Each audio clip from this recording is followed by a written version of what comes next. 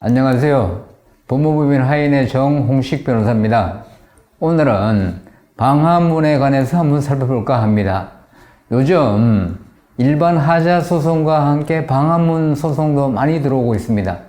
방화문만 아예 별도로 분리해서 방화문 소송만 제기하기도 하는데, 방화문 관련해서 이 소송을 별도로 제기하는 거는 이게 시험소에 의뢰해서 시험 결과도 받아야 되고, 이 시험소에 의뢰되어 있는 방화문 관련 시험 의뢰가 너무 많다 보니까 이 시험 기간이 길어져서 일반 하자 소송까지도 길어지는 그렇기 때문에 방화문만 별도로 분리해서 소송을 제기하기도 합니다. 하여튼 그 방화문 소송의 요지는 불이 났을 경우에 적어도 1시간 이상 뒤틀리거나 이런 변형이 일어나지 않고 1시간 이상 버텨줘야 되는데, 그 이전에, 1시간 이전에 문틀이나 문짝이 뒤틀리면서 불길이 새어나와서 불길에 의해서 이렇게 뒤틀려지면서 그 기능을 하지 못한다는 이유로 해가지고 문틀과 문짝을 교체해야 된다. 이런 이것이 방화문 소송의 요지입니다. 이 방화문 소송은 몇 해 전에 모 건설사가 그 시공해서 분양한 이 대단지, 수천 세대의 대단지 아파트에서 방화문만 가지고 방화문에 대한 배상액만 100억 원이 넘는 이런 사례가 한 번 있었는데, 이것을 계기로 해가지고 방화문 소송이 많이 제기되고 있습니다. 이렇게 방화문 소송이 많이 제기되고 있습니다만은 지금은 좀 상당히 많이 정리가 돼서 문짝 교체 비용으로만 판결이 나는 경우가 대다수라고 얘기할 수 있을 정도로 정리는 많이 되고 있습니다. 초창기에는 문틀과 문짝을 다 교체하는 것으로 이렇게 판결이 나면서 그 배상액이 세대당 거의 100만 원이 넘고 200만 원 가까이 되는 이런 경우가 있었습니다.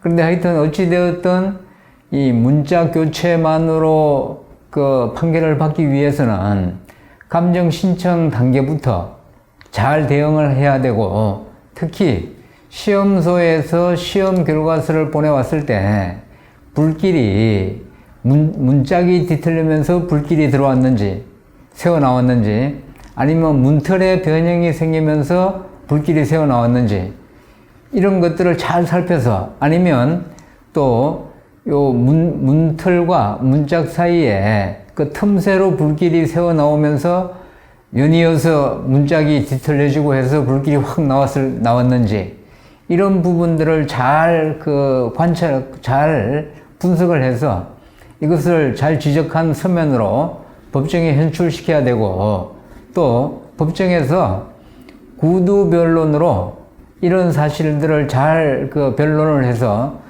재판부의 심정 형성에 좀 유리하게 심정 형성이 되도록 구두 변론도 잘 해야 됩니다. 방화문과 관련해서는 이외에도 시험소에 의뢰하는 방화문의 숫자를 어느 정도로 해야 될 것인지, 통상 한 500세대 정도만 돼도 방화문 숫자가 1000개가 넘습니다. 그걸 전부 시험소에 의뢰해서 시험할 수도 없고, 만약에 그렇게 된다면 시간도 시간이지만 비용이 엄청나게 들어가게 됩니다. 그래서 그건 적절치 않고, 어차피 샘플 세대를 정해서 서로 원피구가 합의해서 그 샘플 방화문을 숫자를 정해야 되는데, 이 부분도 논란이 많습니다. 그리고 모든 건축자재는 내구 연한이 있는데, 방화문의 경우에도 5년차, 10년차, 10년차 가까이 된 단지의 경우에도 방화문 소송을 할 수 있는 것인지, 그 외에도 이 방화문, 지금은 현재 판결문상으로 보면 대체로 방화문 문짝만 교체하는 쪽으로 이렇게 판결이 나고 있지만, 그런 경우에 문짝 교체까지 하지 않고 문짝 내에 있는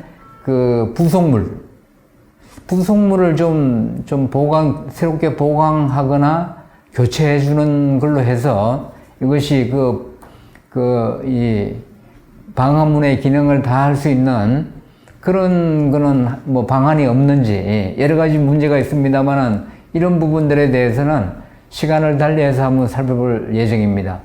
이상 법무법인 하인의 정홍식 변호사였습니다. 감사합니다.